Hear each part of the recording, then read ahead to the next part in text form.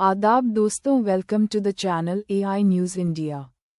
दोस्तों, आज हम एक ऐसे टॉपिक पर बात करने वाले हैं जो दुनिया के इतिहास में एक बड़े काले चैप्टर के रूप में लिखा गया है, हिरोशिमा और नागासाकी की हकीकत। ये वो कहानी है जो सिर्फ तबाही, दर्द और इंसानियत के छोड़े हुए जख्मों को दिखाती है।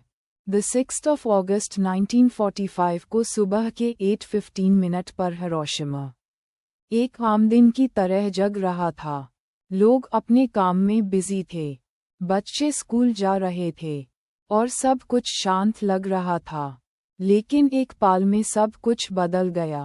अमेरिका के एक बॉम्बर प्लेन, एनोला गे, ने एक atomic bomb, little boy, Hiroshima पर गिरा दिया। एक ऐसी तबाही हुई जो दुनिया ने पहले कभी नहीं देखी थी। बॉम्ब गिरते हाय एक तेज बिजली जैसी रोशनी छाई, और फिर एक गर्म हवा की लहर ने पूरे शहर को खात्मा कर दिया। एक सेकंड के अंदर ही लाखों लोग या तो मर गए या भयानक तरीके से जल गए।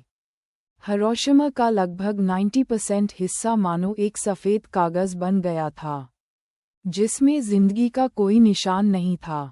लेकिन तबाही यही नहीं रुकी। सिर्फ 3 दिन बाद, द 9th of August 1945 को, नागासाकी पर दूसरा एटॉमिक बॉम्ब, फैट मन, गिरा दिया गया। नागासाकी भी हिरोशिमा की तरह मानो एक जीते जागते जहनुम में बदल गया। बॉम्ब गिरने के बाद जो रेडिएशन का प्रभाव हुआ, उसने अगले कई सालों तक लोगों की जिंदगी को बर्बाद किया। हिरोशिमा और नागासाकी की तबाही का असर सिर्फ उन दिनों तक सीमित नहीं था। रेडिएशन के कारण लोगों के शरीर में अजीब बीमारियां, कैंसर और जेनेटिक प्रॉब्लम्स होने लगे। जो बच्चे जन्म ले रहे थे, उनमें भी विकलांगता और बीमारियां देखी गई। एक पूरा समाज इन बॉम्ब्स के वजह से बर्बाद हो गया। क्या ये ज़रूरी था? अमेरिका का कहना था कि ये वार को ख़त्म करने के लिए किया गया था। लेकिन सच ये है कि ये एक पावर का डेमोन्स्ट्रेशन था।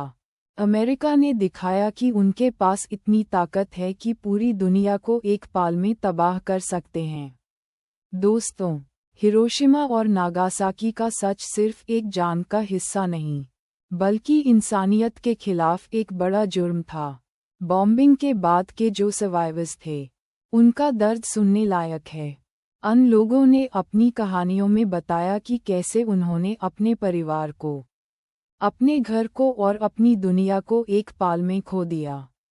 एक सर्वाइवर, सदाको ससाकी, जो यूएस वक्त सिर्फ 2 साल की थी, हिरोशिमा की बॉम्बिंग के बाद ल्यूकेमिया से मर गई। सड़कों की कहानी एक मिसाल बन गई, क्योंकि उसने अपनी मौत से पहले 1000 ओरिगामी क्रेन्स बनाने की कोशिश की, एक मन्नत के रूप में, जो इस तबाही के बाद भी जिंदा रहे और शांति के लिए लड़ा। आज हमें ये सोचना चाहिए कि दुनिया में न्यूक्लियर वेपन्स का होना कितना ज़रूरी है। क्या ये शांति बना कर रखते हैं, या एक बड़े खतरे के रूप में हमारे सर के ऊपर लटक रहे हैं? हिरोशिमा और नागासाकी के सर्वाइवर्स की कहानी हमें ये सिखाती है कि इंसानियत से बढ़कर कुछ नहीं। हमें ये समझना होगा कि जान किसी समस्या का हल नहीं होती। शांति और डायलॉग ही हमें एक बेहतर दुनिया की तरफ ले जा सकते हैं। हिरोशिमा और नागासाकी की तबाही को समझना सिर्फ संख्याओं तक सीमित नहीं है। जब बॉम्ब गिरा, उस वक्त वहाँ जो लोग जिंदा बचे, उन्होंने बताया कि कैसे हवा में एक अजीब सी स्मेल थी, जैसे जलते हुए मांस की। ज़मीन इतनी गर्म थी कि लोग अपने पैरों को संभाल नहीं पा रहे थे। वहाँ के हॉस्पिटल्स और डॉक्टर भी इस तबाही के समय बिल्कुल बेकार हो गए थे।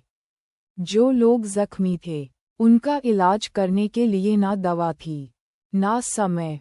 रेडिएशन का असर इतना गंदा था कि लोग केवल कुछ घंटों या दिनों में ही अपनी जान गंवाने लगे। क्या हिरोशिमा और नागासाकी पर बॉम्ब्स गिराना वाकई ज़रूरी था? बहुत से एक्सपर्ट्स का मानना है कि जापान तब तक हार मान चुका था और समर्पण की तैयारी में था। लेकिन अमेरिका ने हिरोशिमा और नागासाकी पर बॉम्ब गिराकर अपनी ताकत का डेमोन्स्ट्रेशन किया, जो एक इंसानियत के खिलाफ सबसे बड़ा अपराध था। तबाही के बाद जो लोग बचे, उन्होंने एक अजीब जिंदगी जिया। हिरोशिमा के एक सर्वाइवर ने कहा था, जिंदगी तो है, लेकिन ये जिंदगी नहीं है। रेडिएशन से लोगों के शरीर में अजीब अजीब बीमारियां होने लगी। कई सालों तक लोग ल्यूकेमिया और कैंसर से जूझते रहे। दोस्तों, हिरोशिमा और नागासाकी सिर्फ एक एटॉमिक बॉम्ब की कहानी नहीं है।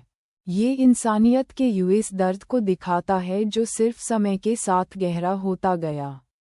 आज भी इन शहरों में लोग न्यूक्लियर वेपन्स के खिलाफ आवाज़ उठाते हैं और शांति के संदेश को दुनिया भर में फैलाते हैं। शुक्रिया दोस्तों, इस वीडियो को देखने के लिए। अगर आपको ये वीडियो पसंद आई हो तो लाइक करें, शेयर करें और हमारे चैनल एआई न्यूज़ इंडिया को सब्सक्राइब करना ना भूलें। आपके साथ मिलके हम और भी ऐसे इम्पोर्टेंट टॉपिक्स पर बात करते रहेंगे। खुदा हाफिज।